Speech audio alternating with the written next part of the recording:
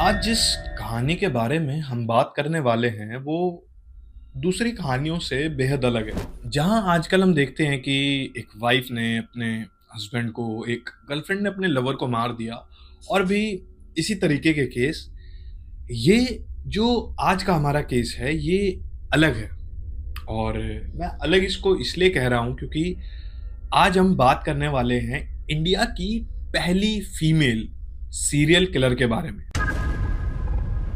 2006 और 2007 के बीच में काफी सारी औरतों का मर्डर होता है जिनमें एक कॉमन पैटर्न था। मैं जिन औरतों की बात कर रहा हूं उसमें थी 52 साल की एलिजाबेथ, 60 साल की यशोदमा, 60 साल की ही मुनियम्मा, 30 साल की नागवेणी और 22 साल की रेणुका। पुलिस जब उसको इन्वेस्टिगेट करती है तो उन्हें एक कॉमन पैटर्न नजर आता है। जब वो उस पैटर्न को थोड़ा स्टडी करते हैं उन्हें पता लगता है कि सभी औरतों को एक पर्टिकुलर साइनाइड देके उनका मर्डर किया गया था। एक और चीज उसमें कॉमन थी काफी, वो चीज होती है उनका ड्रेसिंग पैटर्न। जितनी औरतें मरी थी उन सभी का ड्रेसिंग पैटर्न इस तरीके का था जैसे या तो वो किसी फंक्शन में जा रही हूँ या फिर कोई ग्रैंड रिचुअल अटेंड करने गई हूँ। बेसिकली वो काफी अच्छे से सज संवर के आती थी। पुलिस ने एक्चुअली में जब अपनी इन्वेस्टिगेशन को आगे बढ़ाया तो 31 दिसंबर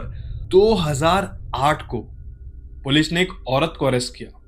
दरअसल वो औरत अपना नाम जयम्मा बताती है और वो एक कुछ ज्वेलरी बेचने के लिए एक ज्वेलर के पास आई होती है। लेकिन वो जो ज्वेलरी लेकर आई होती है वो सेम ज्वेलरी न्यूज़पेपर में वो ज्वेलर देखता है और तुरंत ही पुलिस को फोन कर देता है और उस औरत को पुलिस बस स्टैंड पर गिरफ्तार कर लेती है।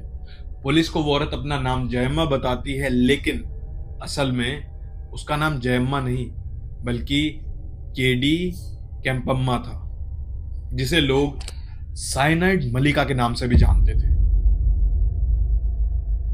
केम्पम्मा को देखकर कोई भी ये नहीं बोल सकता था कि एक मासूम सी दिखने वाली औरत ऐसा भी कुछ कर सकती है।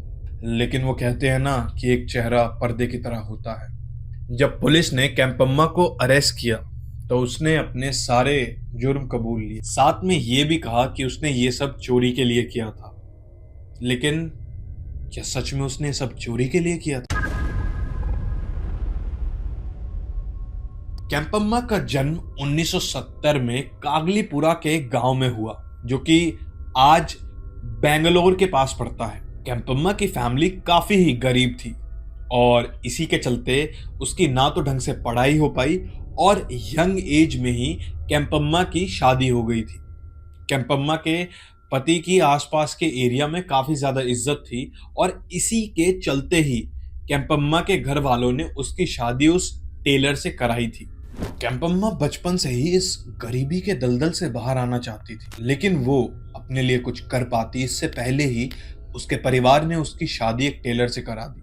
शादी के कुछ समय बाद ही केम्पम्मा को 2 लड़कियां और एक लड़का हुआ।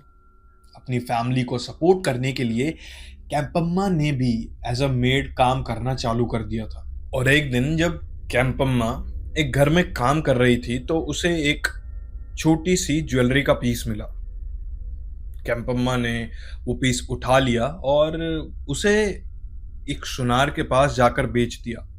केम्पम्मा ने जो एक्सपेक्ट किया था उसे उससे ज्यादा पैसे मिले और यही वो कारण था जिसके बाद केम्पम्मा ने चोरी चालू कर दी। वो जिस भी घर में काम करने जाती थी उस घर से छोटी छोटी ज्वेलरी के आइटम्स उठाती और उन्हें बेचकर वो पैसा एक जगह कलेक्ट कर लेती थी।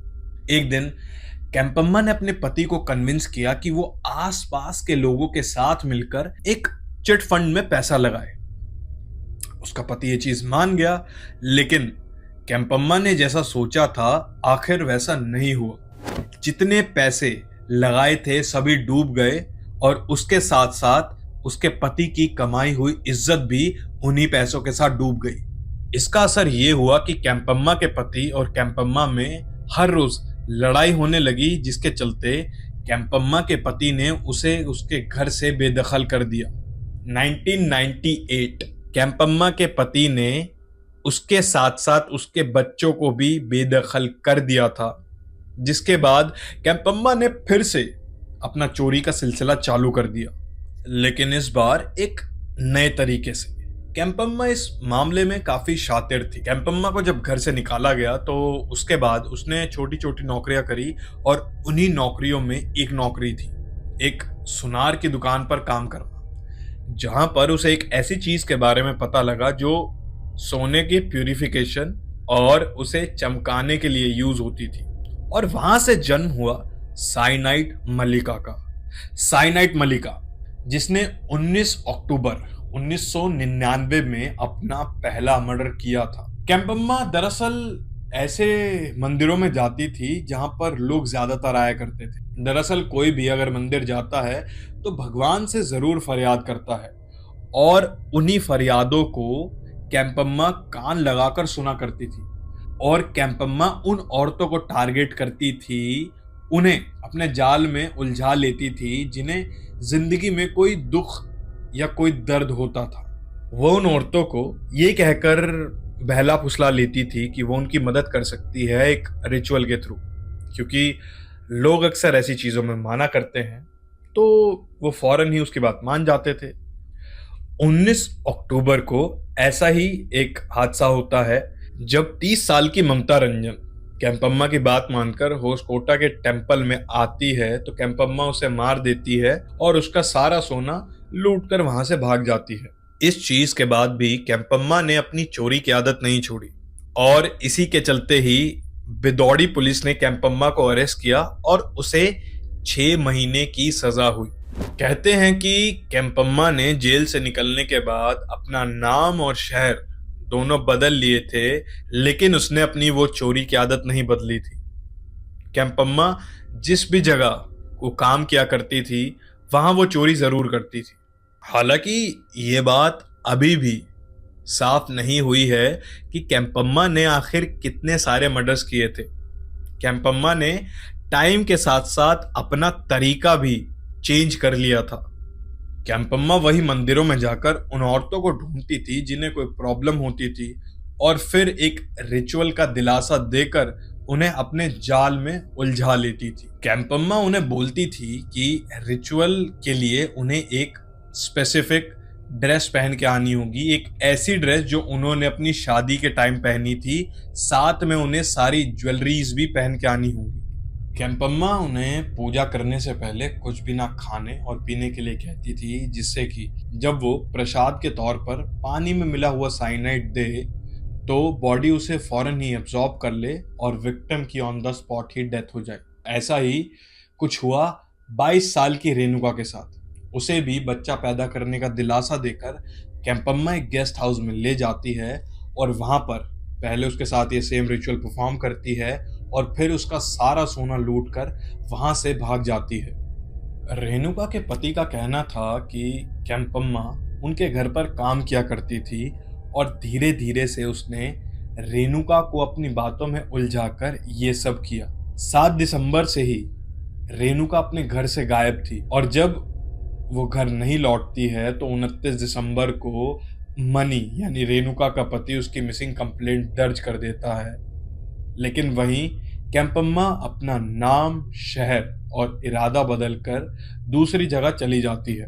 वहीं 2007 में अक्टूबर और दिसंबर के बीच कैंपम्मा एक अलग ही रेज पकड़ लेती है। वो 3 महीनों में 5 औरतों का कत्ल कर देती है, जिसमें होती हैं 22 साल की एलिजाबेथ, 60 साल की यशोदमा, 60 साल की मुनीजमा और पिलम्मा, और 30 साल की नागवेणी होते हैं। जब पुलिस इतने सारे मर्डर्स एक साथ देखती है तो उन्हें वो पैटर्न समझ आता है, और 31 दिसंबर 2007 को पुलिस कैंपम्मा को अरेस्ट कर लेती है। सिर्फ अपनी फाइनेंशियल कंडीशन ठीक करने के लिए कैंपम्मा ने इतने सारे मर्डर्स किए। चोरी की आदत ने कैंपम्मा को एक ऐसा राक्षस बना दिया था जो कि मिडिल एज और ओल्ड एज औरतों को टारगेट बनाया करती थी। जब किसी को बच्चा चाहिए होता था, या फैमिली चाहिए होती थी, या किसी बीमारी से सुख चाहिए होता था, तो कैंपम्मा का ये कहना था कि उसने किसी के साथ कोई गलत काम नहीं किया, बल्कि उसने तो उन्हें वो सुख दिया जिसके वो हकदार थे, और उनसे वो चीज ली जिसकी वो खुद हकदार थी। कुछ मर्डर्स तो ऐसे भी हैं जो कि आज तक ट्रैक ही नहीं हो पाए। ये जितने भी मर्डर्स मैंने आपको बताए ये वो थे जो पुलिस ने ट्रैक किए। हालांकि कोर्ट ने पहले केम्पम्मा को आईपीसी सेक्शन 302 के तहत मौत की सजा सुनाई थी, लेकिन पुख्ता सबूत ना होने के कारण ये सजा आगे चल के लाइफ इम्प्रिजनमेंट यानी उम्र कैद में बदल दी गई थी। आप लोग क्या सोचते हैं सीरियल किलर के बारे में जिसे लोग साइनाइड महिला के नाम से जानते थे? हमें जरूर बताइए। हम मिलते हैं आपसे अगली वीडियो में। तब तक के लिए धन्यवाद।